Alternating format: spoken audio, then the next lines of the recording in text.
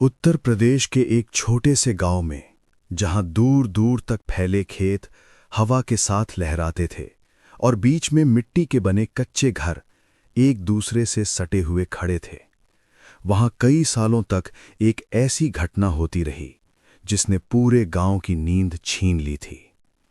उस गांव का नाम था हरिहरपुर। गांव में एक अजीब अफवाह धीरे धीरे फैलने लगी थी। लोग कहते थे कि रात के समय जब पूरा गांव सो जाता है, तब एक औरत दरवाजा खटखटाती है। वो कुछ नहीं मांगती, न पानी न खाना, बस एक ही चीज, प्याज। शुरू में लोगों ने इसे मजाक समझा। कुछ ने कहा कोई भिखारिन होगी, तो कुछ बोले किसी का वहम है। लेकिन जो आगे हुआ उसने सबको चुप करा दिया। रामदयाल के घर एक ठंडी रात थी। आसमान में आधा चांद था और पूरा गांव गहरी नींद में डूबा हुआ था।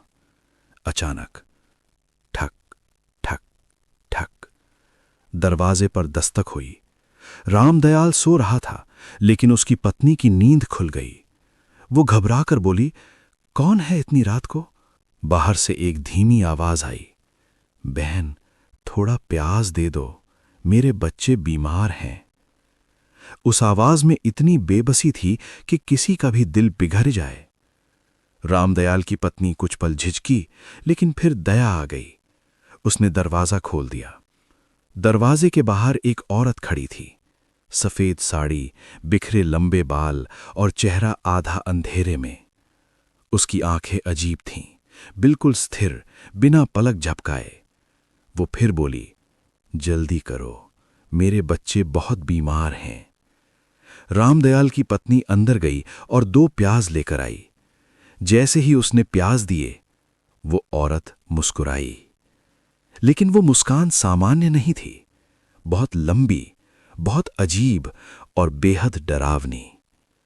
एक पल के लिए उसकी पत्नी का दिल कांप गया। औरत मुड़ी और अंधेरे में गायब हो गई। सुबह सब सामान्य लग रहा था, लेकिन दोपहर होते होते रामदयाल का 6 साल का बेटा तेज बुखार में तपने लगा। वैद्य बुलाया गया, दवा दी गई, लेकिन हालत सुधरने के बजाय बिगड़ती गई।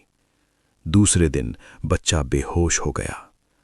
तीसरे दिन उसकी मौत हो गई। पूरा गांव सन्न रह गया।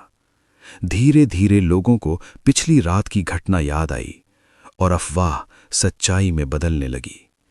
कुछ दिनों बाद श्यामलाल के घर भी वही हुआ। रात में दस्तक, वही औरत, वही आवाज, प्याज दे दो। उन्होंने भी दे दिया और 2 दिन बाद उनकी बेटी की भी मौत हो गई। अब गांव में डर फैल चुका था। लोगों ने रात में दरवाजा खोलना बंद कर दिया। बच्चों को जल्दी सुलाया जाने लगा। हर आवाज डराने लगी। गांव की एक बूढ़ी दादी बोली, ये कोई इंसान नहीं है, ये चुड़ैल है।